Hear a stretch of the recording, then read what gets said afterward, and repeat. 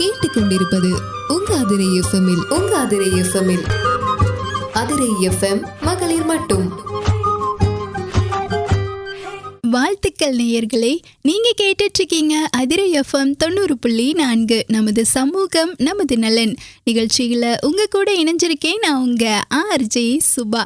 இன்னைக்கு நம்ம அதிரை எஃப்எம் மகளிர் மட்டும் நிகழ்ச்சியில திருப்பூர்ல இயற்கை விவசாயத்தை 12 வருஷமா பண்ணிட்டு இருக்கக்கூடிய சுகுணா அப்படிங்கிறவங்க தான் நிகழ்ச்சியில நம்ம கூட இணைஞ்சிருக்காங்க. இவங்களுடைய இயற்கை விவசாயம் பத்தியும் பெண்களுக்கும் நிறைய பயனுள்ள தகவல்களை ஷேர் பண்ணிக்க ரெடியா இருக்காங்க. நேயர்களே, நீங்களும் நிகழ்ச்சியை கேட்கறதுக்காக ரெடியா இருப்பீங்க அப்படின்னு நினைக்கிறேன். ஸோ நிகழ்ச்சியை மிஸ் பண்ணாம கடைசி வரைக்கும் தொடர்ந்து கேளுங்க. இப்போ வாங்க நிகழ்ச்சிக்குள்ள போகலாம். வாழ்த்துக்கள் மேம், உங்களை பத்தி நம்ம நேயர்கள் கூட ஷேர் பண்ணிக்கோங்க. வாழ்த்துக்கள் அனைவருக்கும். என் பெயர் சுகுணா. நான் திருப்பூர் மாவட்டம் உடுமலைப்பேட்டை வட்டத்தைச் சேர்ந்த ஜல்லிப்பட்டி என்னும் கிராமத்தில் வசித்து வருகிறேன். எனக்கு வயது 68. நான் இயற்கை விவசாயம் 12 வருடங்களாக செய்து வருகிறேன். நான் ஒரு கேன்சர் சர்வைவர், உழைப்பாளி. 12 வருஷமா இயற்கை விவசாயம் பண்ணிட்டு இருக்கீங்க இல்லையா?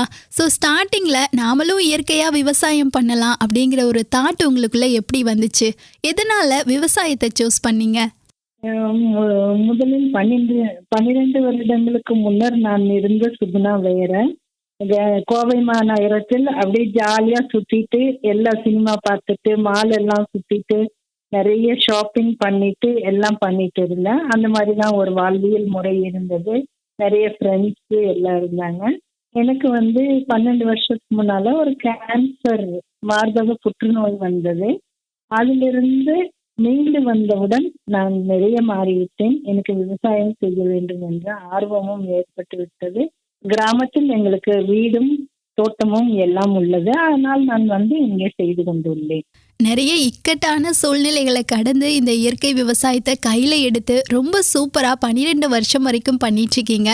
இப்போ இந்த விவசாயத்தை உங்களுக்கு யார் கற்றுக் கொடுத்தா? நீங்கள் எப்படி கற்றுக்கிட்டீங்க? எனக்கு குரு என்று கூறுபவர்கள் நம்மாழ்வார் மட்டுமே. அவரது புஸ்தகங்களை படித்து ஒவ்வொன்றாக கற்றுக்கொண்டேன்.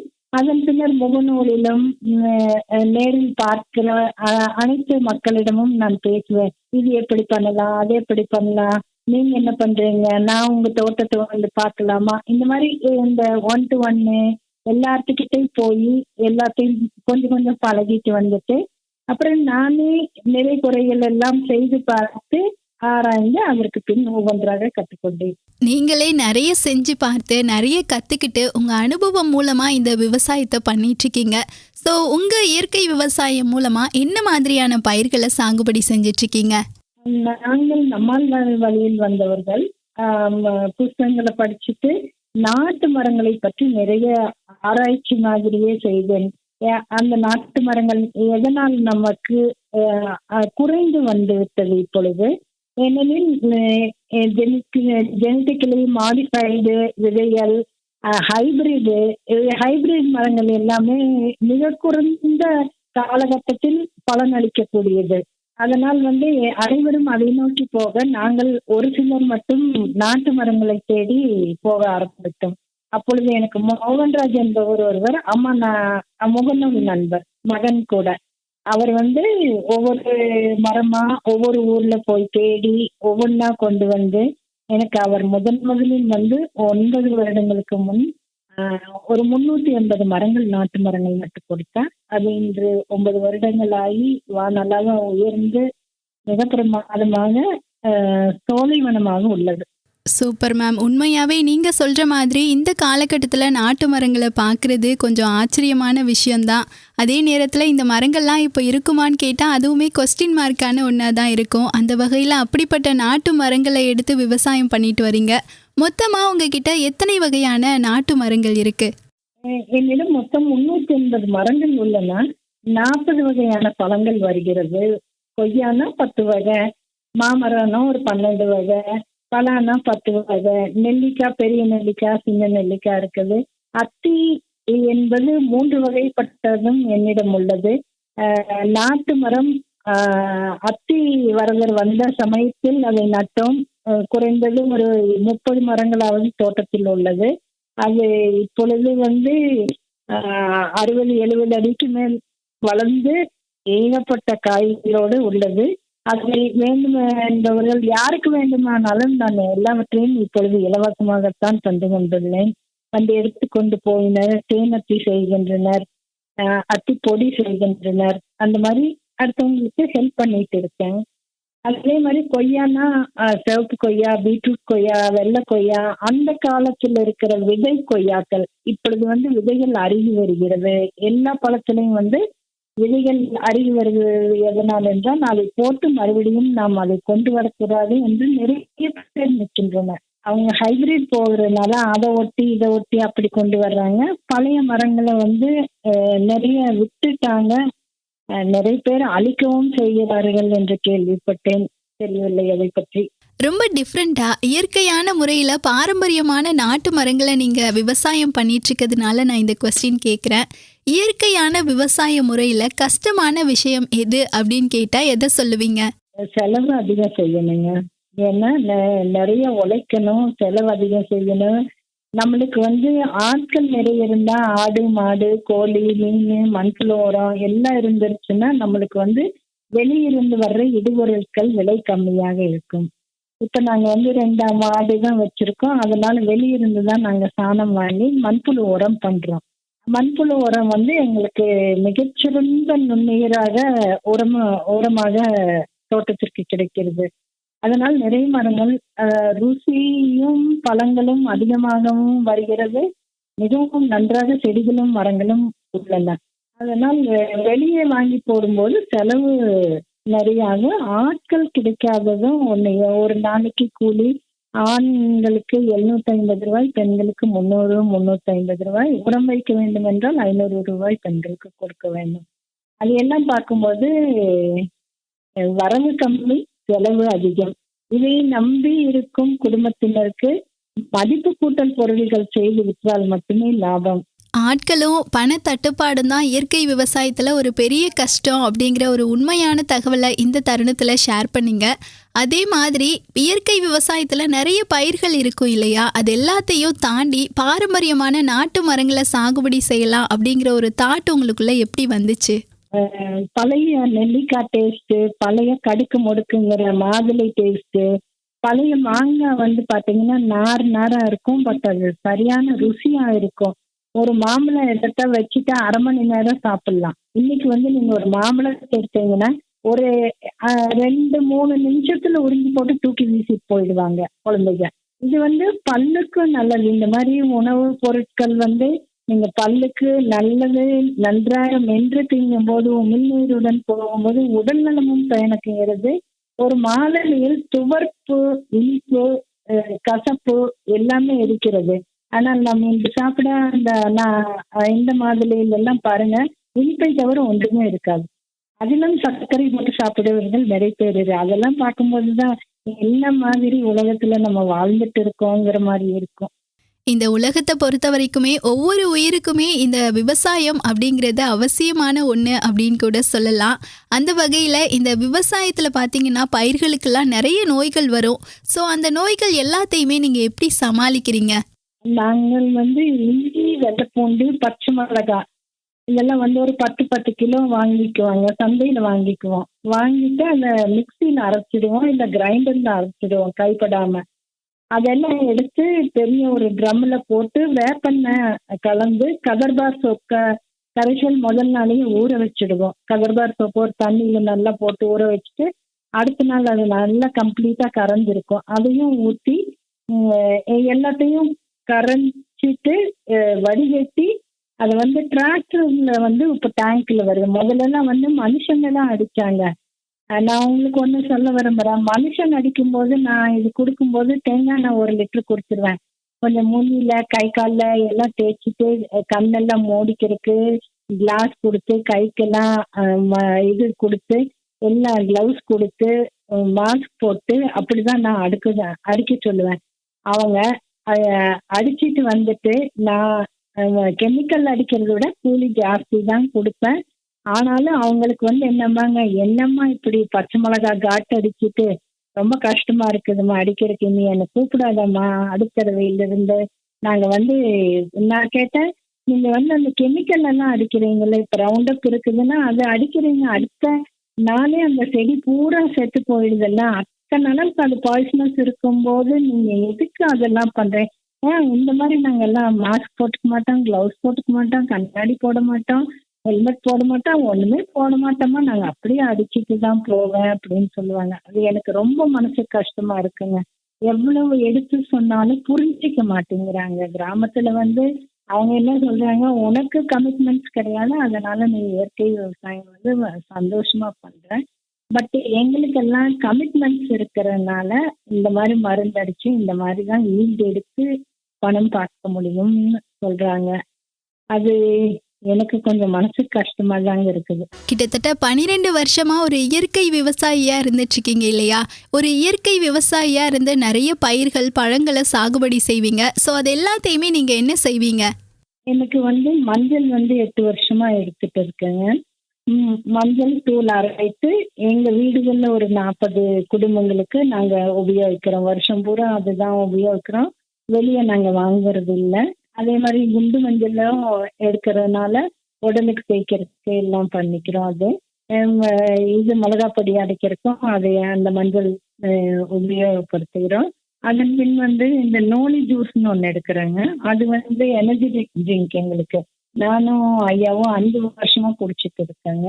அது நாங்களே எடுத்து இது பண்றதுனால ரொம்ப நல்லா இருக்குது. சளி பிடிப்பதில்லை, காய்ச்சல் வருவதில்லை. ரொம்ப எங்க ஐயாவுக்கு வந்து 75 வயசாச்சு, எனக்கு 68 வயசாச்சு.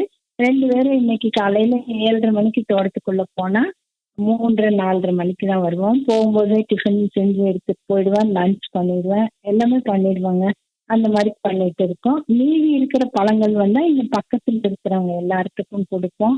அதே மாதிரி காய் அங்கங்க பயிரிட்டு இருக்கிறோம். அது வந்தாலும் இங்க சுத்தி இருக்கிறவங்களுக்கு எல்லாத்துக்கும் கொடுத்துடுவாங்க. கோயம்புத்தூருக்கு போகும்போது அங்கே எல்லாத்துக்கும் கூட்டிட்டு போய் ஃப்ரெண்ட்ஸு, ரிலேட்டிவ்ஸு எல்லாத்துக்கும் கொடுத்துடுவாங்க. இப்போ வரைக்கும் நான் எந்த விதமான விற்பனையும் பண்ணது இல்லை.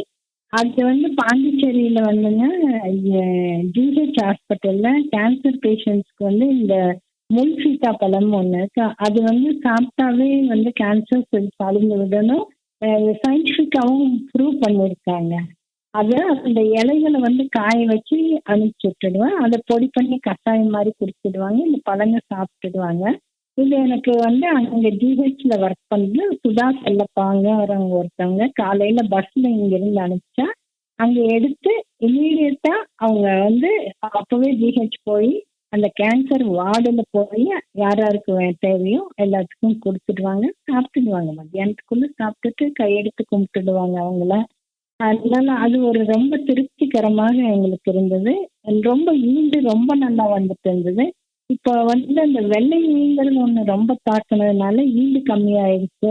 அதனால பாண்டிச்சேரி அனுப்புறது இல்லைங்க, இங்க இருக்கிறவங்களுக்கும் பாம்பே வரைக்குமே எல்லாம் போயிருக்குங்க. அது வந்து கொரியர் சார்ஜ் மட்டும் அனைத்துமே நான் வந்து இலவசமாக தான் செஞ்சுட்டு இருக்கேங்க. அது நான் வந்து ஒரு 2 பழத்துக்கு எங்க வீட்டுல அத்தனை பேர் கஷ்டப்பட்டாங்க அது வாங்கிட்டு வர்றதுக்குள்ள. டாக்டரே சொன்னாங்க அது சாப்பிடலான்னு. அப்ப அந்த 2 பழம் வீடு தேடி வர்றதுக்கு ஒரு 2 மாசம் ஆச்சு. அப்படிதான் எனக்கு வந்து இது வந்து இவ்வளவு அரிதா இருக்குங்க, நம்ம ஏன் நடக்கூடாதுங்கிற ஒரு எண்ணமும் வந்தது அப்ப. ஸோ அது வந்து மோகன்ராஜ்ங்கிறவர்கிட்ட சொல்லி அவர் வச்சு கொடுத்தாரு. இப்போ என்கிட்ட அது ஒரு 30 மரங்கள் இருக்குதுங்க. அதுல வர்றதெல்லாம் கொடுத்துட்டு இருக்கேன். ஒரு இயற்கை விவசாயியா மட்டும் இருக்கிறது இல்லாம உங்ககிட்ட கிடைக்கக்கூடிய அந்த பழங்களையுமே நிறைய பேருக்கு இலவசமா கொடுத்துட்டு இருக்கீங்க அப்படின்னு சொல்லலாம். இப்போ நீங்க வந்து இயற்கை விவசாயம் செய்யறதுனால இந்த கொஸ்டின் கேட்குறேன். நிறைய பேர் பார்த்தீங்கன்னா இப்பெல்லாம் செயற்கையான முறையில் அதிகமாக விவசாயம் பண்றாங்க இல்லையா? அந்த மாதிரி செயற்கையான முறையில் விவசாயம் பண்றதுனால என்னென்ன தீமைகள்லாம் வருது, அதை பத்தி கொஞ்சம் சொல்லுங்க. அது வந்து நிறைய மருந்து அடிக்கிறாங்க. மருந்து அடிக்கும் போது அடிக்கிறவங்களுக்கும் கெடுதல். அது வந்து அந்த பூமியில பட்டு இன்னைக்கு எத்தனை பேர் எத்தனை காரணம் தெரியாத நோய்களால கஷ்டப்பட்டுட்டு இருக்காங்க. எவ்வளோ ஹாஸ்பிட்டல்ஸ் வந்து இதா கமர்ஷியலா வந்து எவ்வளவு பேர் எவ்வளவு சம்பாரிச்சுட்டு இருக்காங்க. வேர்ல்டே வந்து டிஃப்ரெண்டா இருக்குங்க. அந்த கெமிக்கல் வந்து மெல்ல மெல்ல மெல்ல மெல்ல உடலுக்குள் சென்று நம்மளை கொல்ற இதுதான் கிட்னி எஃபெக்ட் பண்ணும், லிவர் எஃபெக்ட் பண்ணும். இந்த மாதிரி ஒவ்வொன்றா அது எஃபெக்ட் பண்ணும். இது வந்து என்னன்னாங்க, இது பெரிய ஆராய்ச்சி பண்ண வேண்டிய விஷயங்க. ஏன்னா இதுல வந்து கெமிக்கல் நிறைய வீரியமானதுதான் வருது. அதை எடுத்து அதை கொடுத்துட்டு எடுக்கிற உணவுப் பொருட்கள் அத்தனையும் அதனோட இது உள்ள இருக்கு மருந்து இது. அப்ப இந்த சின்ன வயசு முதற்கொண்டு எல்லாத்துக்குமே இன்னைக்கு வந்து 16 வயசுல ப்ரெஷர் வருதுங்கிறாங்க, 9 வயசுல பியூபர்ட்டி வருது, 30 வயசுல ஹார்ட் அட்டாக் வந்து இறக்குறாங்க. இந்த மாதிரி பார்க்கும்போதுங்க உணவும் வாழ்வியல் முறையும் ரொம்ப இம்பார்ட்டண்ட்டுங்க. அது வந்து நம்மளால உணர்ந்து வாழ ஆரம்பிச்சா மட்டுமே தான் நம்ம இந்த நோயிலிருந்து தப்பிக்க முடியும். ஒவ்வொரு மனிதருக்குமே உணவும் வாழ்க்கை முறையும் ரொம்ப ரொம்ப முக்கியமான ஒன்றா இருக்குன்னு சொன்னீங்க இல்லையா? இப்போ நீங்கள் விவசாயம் பண்ணுறதை தாண்டி வேறு என்னெல்லாம் பண்ணிட்டு இருக்கீங்க? என்னை வந்து எல்லாருமே ஆளின் நாள் அழகு ராணின்னு தான் சொல்லுவாங்க. ஏன்னா எனக்கு ரொம்ப டிராவலிங் பிடிக்குங்க. அதாவது சின்ன 8 வயசு முதற்கொண்டு 90 வயசு இருக்கிற வரைக்கும் யார் கூப்பிட்டாலும் கிளம்பிடுவேன் நான்.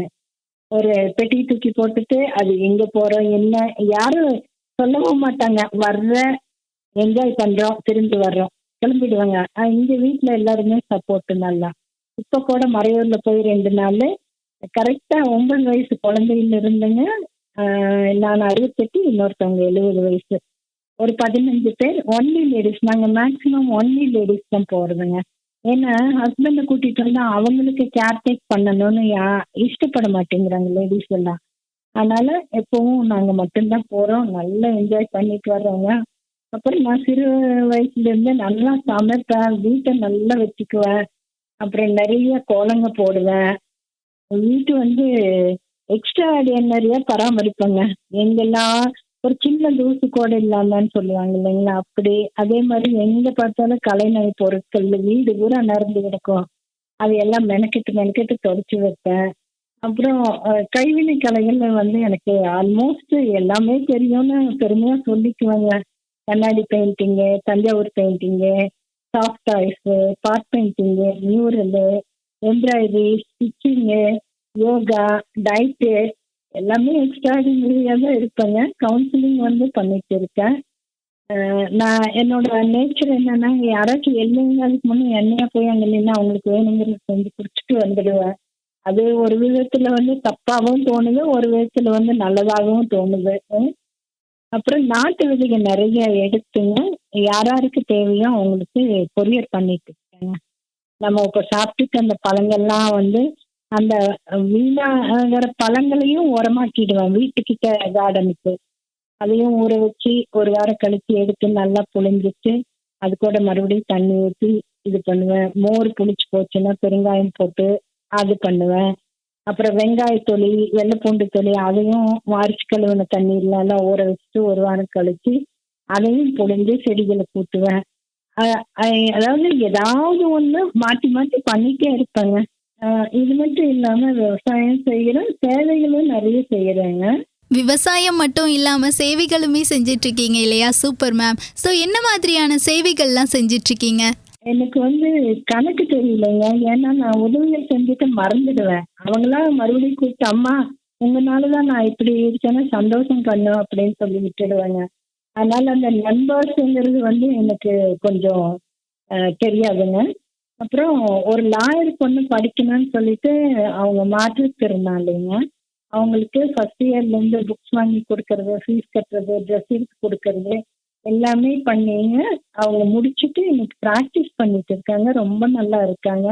ஏதாவது ஒரு நாள் கூப்பிட்டு அம்மா எப்படி இருக்கிறீங்க, என்னாலும் கிடையாது, இயற்கை என்னை அருளால் தான் நீ குழந்தை நல்லா இருக்கிற, நல்லா இருமா அப்படின்னு சொல்லிடுவேங்க. அப்படி பண்ணுவேன். அப்புறம் குழந்தைகளுக்கு இங்கே எங்க ஊருக்கு பக்கத்துல மலைவாழ் மக்கள் பள்ளி இருக்குதுங்க, உண்டு விட பள்ளின்னு ஒன்று இருக்கு. சின்ன குழந்தைகள்ல இருந்து மேல மலைகள்ல இருக்கிறாங்க பாருங்க, அந்த ட்ரைபல்ஸோட குழந்தைகள்லாம் படிக்க வச்சுட்டு இருக்காங்க. கவர்மெண்ட் நல்லா பண்ணுது, அந்த ஸ்கீம் எல்லாம் வந்து ரொம்ப நல்லா கவர்மெண்ட் பண்ணிட்டு இருக்குங்க. அங்க இருக்கிற குழந்தைகளுக்கு துணிமணி, நோட்டு புத்தகங்க, அப்புறம் அவங்க விளையாடுற சாமான ஏதாச்சும் எது கேட்டாலும் கொண்டு போய் கொடுப்போம். ஒரு சின்ன மூலிகை தோட்டம் கூட அமைச்சு கொடுத்தோம். அந்த மாதிரி எல்லா விதமான உதவிகளும் செய்துட்டு வரோம். வெளியே வந்து நாங்கள் நிறைய மாட்டோங்க. ஜிஹெச்ல வந்து உடுமல்பேட்டை ஜிஹெச்ல வந்து ஒவ்வொரு சனிக்கிழமையும் 10 பேர் அன்பு உள்ளங்கள்னு சொல்லி ஒரு அமைப்பு ஏற்படுத்தி கஞ்சி ஊத்திட்டு இருக்கேன். நோன்பு கஞ்சி ரொம்ப பிரமாதமா இருக்கும். நாங்கதான் வந்து நாங்களே குடிச்சோம் எல்லாரும். எல்லாம் அங்க இருக்கிற ஜிஹெச்ல உள்ள இருக்கிற நோயாளிகளுக்கு அட்டெண்டர்ஸ் வந்து வாங்கி போடுவாங்க. அவங்களுக்கு வந்து அந்த என்ன சொல்றதுங்க, அந்த சில்வர் ஃபாயில் பேப்பர்ல 2 டம்ளர் ஊற்றி டம்ளரும் கொடுத்து அனுப்புவோம். அந்த மாதிரி அந்த வழியில போறவங்க வர்றவங்க, சந்தைக்கு போறவங்க, அந்த துப்புரவு தொழிலாளிகள், ஆட்டோ டிரைவர்ஸ், கார்ல போறவங்க கூட நெருக்கி கீழே இறங்கி வந்து என்ன பண்றீங்கன்னு கேட்டுட்டு வாங்கி கொடுத்து போவாங்க. அந்த அளவுக்கு சுவையா இருக்கும். இது ஆரம்பிச்சு 1.5 வருஷம் முடிஞ்சு பண்ணிட்டு இருக்கேங்க. பண்ணிட்டு இருக்கோம். அது வந்து எங்களுக்கு அது வந்து ஒரு மிகப்பெரிய ஊக்குவிக்கும் செயலாக இருக்கிறது எல்லாத்துக்கும். ஒரு பெண்ணா இருந்து இயற்கை விவசாயம் மட்டும் இல்லாம சேவைகளுமே நிறைய பண்ணிட்டு இருக்கீங்க அப்படின்னு சொல்லலாம். ஸோ ஒரு பெண் எந்த ஒரு செயலை செய்யும் போதுமே அவங்களுக்கு ஃபேமிலி சப்போர்ட்டுங்கிறது ரொம்ப அவசியமான ஒன்றா இருக்கும். ஸோ உங்களுக்குமே ஃபேமிலி சப்போர்ட்லாம் எப்படி இருக்கு? அதே டைம்ல இந்த தருணத்துல ஒருத்தருக்கு நன்றி சொல்லணும் அப்படின்னா யாருக்கு சொல்லுவீங்க? என் ஃபேமிலி சப்போர்ட் வந்து எனக்கு ரொம்ப ஜாஸ்திங்க. ஹஸ்பண்டும் சரி, குழந்தைகளும் சரி, பையனு பொண்ணு, மருமக பேரன் எல்லாருமே live for yourself அப்படின்னு சொல்லுவாங்க. அதாவது பிறந்த நீங்க உங்களுக்காக வாழுங்க அப்படின்னு சொல்லி அது ஒரு 10 வருஷமா அப்படிதாங்க. அந்த ட்ரீட்மெண்ட் எல்லாம் முடிச்சு நல்லா ஆகி புது மனுஷியா வெளியே வந்த உடனே நான் நிறைய மரங்கள் நட்டது, இந்த மாதிரி நிறைய சோசியல் சர்வீஸ் பண்ணது எல்லாத்துக்குமே எல்லாரும் ரொம்ப ஒத்துழைப்பு கொடுக்குறாங்க. எல்லாரும் வந்து அதை ஊக்குவிக்கவும் செய்யறாங்க. நீ பண்ணுன்னு பணம் வேணும்னாலும் கொடுத்து உதவி செய்யறாங்க.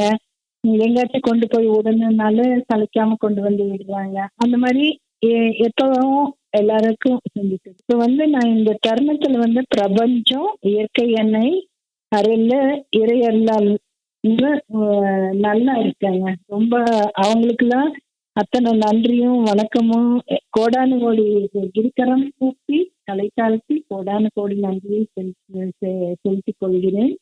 அப்புறம் இந்த மோகன்ராஜ் என்பவர் தான் நான் தேடி தேடி கண்டுபிடித்த பழைய மரக்கன்றுகளை நட்டு கொடுத்தவர். அவர் நான் பெறாத மகன், அவருக்கும் நன்றியும் அன்பும்.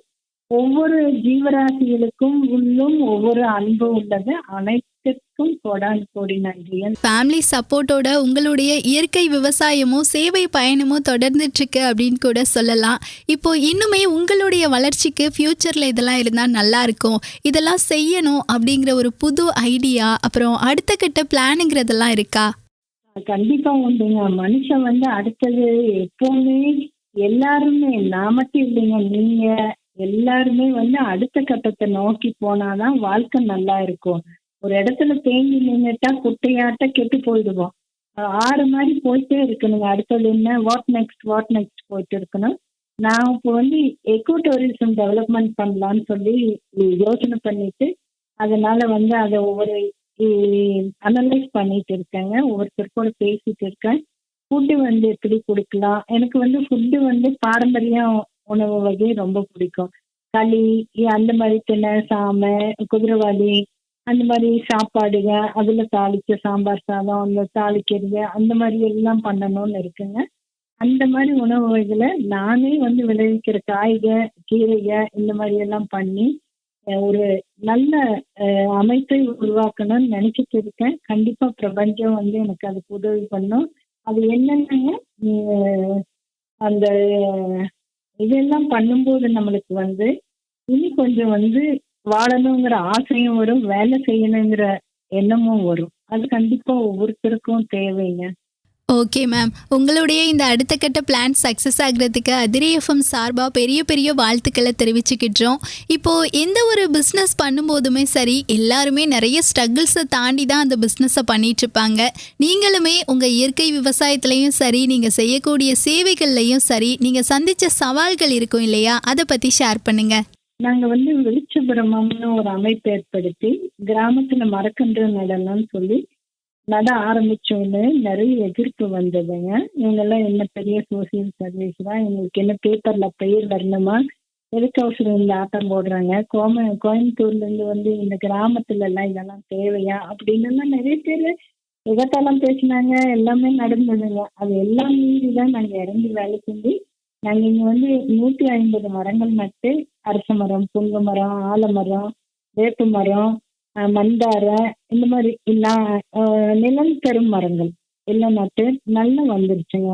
6 வருஷத்துக்கு முன்னாடி நட்டோம். இன்னைக்கு அவ்வளவும் ரோடு நிறைஞ்சு நிழல் தந்துட்டு இருக்கு. இப்ப யாராவது ஒருத்தர் பரவாயில்ல, இந்த வெயிலுக்கு நம்ம நிக்கிறதுக்கு ஒரு இடம் இருக்குன்னு நினைப்பாங்க இல்லைங்களா? அதுதான் எங்களோட சக்சஸ்ன்னு நினைக்கிறேங்க. அதே மாதிரி தோட்டத்துல வந்துங்க பாத்தீங்கன்னா, நாங்க தென்னை மரம் வச்சிருக்கறதுனால வெள்ளை தாக்குதல் ரொம்ப ஜாஸ்தியா இருக்கும். அது ஈல்டு கம்மியாயிடும். அப்புறம் அந்த சமயத்தில் தேங்காய் விலை கம்மியாயிடும். அது ஆட்கள் பற்றாக்குறை. அப்புறம் வந்தாலும் வேலை செய்யாது. இப்படி பல ஒண்ணு இருக்குங்க. 1,000 ஓராயிரம் சொல்லலாம் அப்படிங்கிற மாதிரி. அது பெண் என்ற இலக்காரமும் நிறைய இருக்குங்க. ஆண் வர்க்கத்திற்கு அது நிறைய இருக்கிறது. கிராமங்களில் மிகவும் அதிகமாக இருக்கிறது. என்னதான் உங்களுடைய இந்த ஜேர்னில நிறைய ஸ்ட்ரகிள்ஸ் இருந்தாலும், இன்னொரு பக்கம் உங்களை சந்தோஷப்படுத்துற வகையில ப்ரௌடான மொமெண்ட்ஸ்லாம் இருந்திருக்கும் இல்லையா? அந்த மொமெண்ட்டை பத்தி ஷேர் பண்ணுங்க. அதாவது நான் வந்து 12 வருஷத்துக்கு முன்னால இப்படி வந்து லட்சத்துல ஒருத்தருக்கு வர ட்ரிபிள் நெகட்டிவ் வந்தது. அப்ப வந்து ஃபர்ஸ்ட் அப்போலால தான் சர்ஜரி பண்ண. அங்க போய் பார்க்கும்போது சின்ன குழந்தைகளுக்கெல்லாம் ரத்த புற்றுநோய் இருந்தது. அப்ப நான் நினைச்சேன், நம்ம ரொம்ப கிஃப்டடா தான் இருக்கிறோம். கடவுள் நம்மளுக்கு இந்த வயசுல தான் கொடுத்துருக்குறாங்க. இந்த குழந்தைய தப்பே பண்ணாதவங்க எதற்கு இந்த வயசுல வந்ததுன்னு ரொம்ப நான் யோசனை பண்ணியிருக்கேங்க. அப்போ ஏன் இப்படி வருதுன்னு நினைச்சிருக்கேங்க. என்னை வந்து அமெரிக்கால ரிப்போர்ட் எல்லாம் அனுப்பிச்சு, எங்க சம்பந்தி அவங்க பிரதர் வந்து அமெரிக்கால ஆன்காலஜிஸ்டா இருக்காரு. அவர்கிட்ட எல்லா ரிப்போர்ட்டு போனவுடனே அவர் வந்து அதை வெளியவே சொல்லல. ஃப்ரெண்ட்ஸ் கிட்ட எல்லாம் அனுப்பிச்சு கேட்கிறப்ப அத்தனை பேர் வந்து இந்த அம்மா இருக்கிற வரைக்கும் சந்தோஷமா வச்சுக்கோங்க, அவ்வளவுதான், இனி ட்ரிபிள் நெகட்டிவ் 4th ஸ்டேஜ், ரொம்ப நாள் இருக்க மாட்டாங்க அப்படின்னு சொல்லி வெளியே சொன்ன ஆளு நானு. இங்க வந்து உங்களுக்கு பேட்டி கொடுக்குறேன் பாருங்க, அதெல்லாம் எனக்கு ஒரு பெருமையா இருக்குது. நான் வந்து அதை ரொம்ப பெரிய மகிழ்ச்சியான தருணம்னு கூட எடுத்துக்கிறேங்க. வழியில ஒரு வருடம் 5 நாளுக்கு ஒரு முறை ஹீமோ, அதெல்லாம் வந்து ரொம்ப பெரிய விஷயங்களையும் வந்து கடந்து வந்தது. எப்படின்னா, சுற்ற உறவினர்கள், குடும்பம், நல்ல மருத்துவர்கள், நல்ல வசதியான குடும்பம் அனைத்தும் இருந்ததனால்தான் நான் இன்று நலமாக உள்ளேன். அனைவருக்கும் நன்றி. உங்களுடைய ஜேர்னியில் இருக்கக்கூடிய ஸ்ட்ரகிள்ஸ் பற்றியும் ப்ரௌடான மொமெண்ட்டை பற்றியும் ஷேர் பண்ணீங்க. அதே மாதிரி இந்த கால தலைமுறையினருக்கு ஒரு இயற்கை விவசாயியாக இருந்து விவசாயத்தை பற்றி என்ன சொல்ல போறீங்க? விவசாயம் வந்து ரொம்ப சுலபமானதா இல்லைங்க. தண்ணீர், காற்று, தட்பவெப்பநிலை நிறைய நம்ம மேன்மேடு, நேச்சர் மேடுன்னு சொல்லுவாங்க இல்லைங்களா? நேச்சர் மேடே வந்து இப்ப எல்லாம் மாறிடுச்சு. அதனால வந்து நம்ம எந்த காலத்துக்கு என்ன பயிரிடணும், என்ன பண்ணணுங்கிறது எல்லாத்தையும் வந்து உணர்ந்து செயல்படணுங்க. சவால்கள் சந்திச்சுட்டு அதுக்குள்ள வந்து தோல்வி அடைஞ்சாலும் துவண்டு போகாம அடுத்தது வந்து அந்த பரியாற்றங்களை தேடி பொறுமையாக இருக்க வேணுங்க. உழைக்க தயாராக இருக்க வேணுங்க. அதுதான் மிகவும் முக்கியமானது. நம்ம நிலத்துல இறங்கி பாடுபட்டா கண்டிப்பா அந்த பூமி தேவி நம்மளை கண்டிப்பா காப்பாற்றுவாங்க. நல்ல பலனும் அளிக்க தொடங்குவாங்க. இப்படி மதிப்பு கூட்டு பொருட்களை விற்க ஆரம்பிச்சாதாங்க நம்மளுக்கு லாபகரம். மக்களை ஏமாற்ற லாபம் வச்சு நம்ம வந்து ஆக்சுவலி வந்து பாத்தீங்கன்னா Gandhi customer is king and ஹீரோன்னு, அந்த மாதிரி நம்ம வந்து காந்தி வந்து கஸ்டமர் இஸ் அவங்கதான் நம்மளுக்கு வந்து நம்மளை வாழ வைக்கிறவங்க. அதனால வந்து நம்ம கண்டிப்பா வந்து அவங்களை ஏமாற்றக்கூடாது. ஆனா அதே சமயம் நம்மளுக்கு ஒரு லாபம் வச்சுட்டு நல்ல முறையில நல்ல பொருட்களை கொடுத்தா, எங்க இருந்தாலும் எத்தனை விலை கொடுத்தாலும் ஆரோக்கியத்திற்காக செலவு செய்யணும் இன்று அனைவரும் தயாராக உள்ளனர். இந்த பொறுமை, உழைப்பு, மதிப்பு கூட்டல், மார்க்கெட்டிங் அனைத்தும் வேண்டும் வெற்றியடைய. வெயில் மழை பாராம உழைச்சா எல்லாமே நல்லா கிடைக்குங்க. ஒரு இயற்கை விவசாயியா இருந்து இந்த கால தலைமுறையினருக்கு ஏத்த மாதிரி ஒரு அற்புதமான தகவலை இந்த தருணத்துல ஷேர் பண்ணீங்க. ரொம்ப நல்லா இருந்துச்சு. இப்போ அதே மாதிரி ஒரு பக்கம் நீங்க ஃபார்மரா இருந்தாலும் இன்னொரு பக்கம் ஒரு பெண்ணா இருக்கிறதுனால இந்த கொஸ்டின் கேட்குறேன். ஒரு பெண்ணா மற்ற பெண்களுடைய வளர்ச்சிக்கு இந்த தருணத்துல என்ன சொல்ல போறீங்க? பெண் யாருன்னு பாத்தீங்கன்னா சக்தி மிகுந்தவள். எல்லாவற்றையும் ரொம்ப அழகா கொண்டு போக முடியும், திறம்பட செய்யவும் முடியும். உழைப்பதற்கு அஞ்சாதவர்கள் பெண்கள். பெண்ணாய் பிறக்க மாதவம் செய்திட வேண்டும்னு சொல்லிட்டு நிமிர்ந்த நடையோடு வாழ்க்கையை எதிர்கொண்டு உழைத்து முன்னேறுங்கள் அப்படின்னு தான் நான் சொல்லுவேங்க. அதற்கு நமது உடலையும் பராமரிக்க வேண்டும், மனதையும் பராமரிக்க வேண்டும். எல்லாம் போல் வாழ்க்கையும் சொல்லுவாங்க இல்லைங்களா? வாழ்க்கை வாழ்வதற்கே நான் நினைக்கிறேங்க. இது வரைக்குமே ஒரு ஃபார்மராக இருந்து மக்களுக்கு பயன் தரக்கூடிய நிறைய நல்ல தகவல்களை எங்கள் கூட ஷேர் பண்ணீங்க. இப்போ லாஸ்ட்டாக நம்ம அதிரை எஃப்எம்க்கும் அதிரை எஃப்எம் நேயர்களுக்கும் என்ன சொல்ல போறீங்க? அதிரை பண்பலை நேயர்களுக்கு அனைவருக்கும் வணக்கங்கள். நாம இந்த உலகத்துக்கு வந்தோம் போனோம் அப்படின்னு இல்லாம ஏதாவது ஒன்றை, இப்ப நம்ம இருக்கிற கிராமத்துல புதுநாக மரங்கள் நட்டு இருக்கிறாங்க, இவங்க இதை பண்ணாங்க அதை பண்ணாங்கன்னு ஒரு 4 பேர் பேசுவதற்காக அல்ல, நம்ம வாழ்ந்த வாழ்க்கைக்காக உழைக்க வேணுங்க. அது எனக்கு எல்லாருமே செய்வாங்க, எல்லாருக்கும் நேரம் இருக்கு, மனசு வேணும் செய்யறதுக்கு. இயற்கைங்க பிரபஞ்சத்தை நம்பினீங்கன்னா அவங்க உங்களை கைப்பிடிச்சு கூட்டிட்டு போய் எல்லா நல்ல விதமான செயல்களையும் காண்பிப்பார்கள். நீங்கள் செய்யலாம், நன்றாக முன்னேறலாம். வாழ்த்துக்கள். உங்களாலும் எல்லாருக்குனாலும் முடியுங்க. நான் இப்ப என்னென்ன பண்ணிட்டு இருக்கிறேன்னு மட்டும் சொல்றேங்க. முள்கீட்டா பழங்க இலைங்க கேட்கிறவங்களுக்கு தருகிறேங்க, அனுப்பி கொண்டுள்ளேன். Molly juice immunity energy drink, அதுவும் கேட்கிறவங்களுக்கு அனுப்பி கொண்டுள்ளேன். பயணங்களும் ரொம்ப நல்லா போயிட்டு இருக்கிறோம். பயணங்கள்ல நாங்க ரீல்ஸ் எல்லாம் போட்டு அதுக்கெல்லாம் நாங்க 500 1000 லைக்ஸ் வாங்கிட்டு இருக்கோம் இந்த வயசுலயும். அதனால எல்லாருக்குள்ள ஒரு திறமை இருக்குது, அதை வெளியே கொண்டு வருவது அவரவரோட இதுங்க. வந்துங்க எல்லாரும் வெளியே வாங்க, மகிழ்ச்சியாக இருங்க. ஒவ்வொரு பழம் வரும்போது இது நமது உழைப்பு, இயற்கை அன்னையின் கொடை என்று நினைத்து கொண்டு முதல்ல நான் கடவுளுக்கு படைச்சிட்டு அப்புறம் யாருக்கு வேணும்னாலும் கொடுத்தனுப்பிடுவாங்க. இந்த வருடம் ஜனவரி மாசம் 8ஆம் தேதி நாங்க ஒரு 50 பெண்கள் சேர்ந்துங்க அரிசி பருப்பு தினம் சொல்லி கொங்கு தேசத்தின் பெருமை அது அவ்வளவு அழகா கொண்டாடி அல்ல ஒருத்தருக்கு ஒருத்தர் கிஃப்ட் கொடுத்து, அதாவது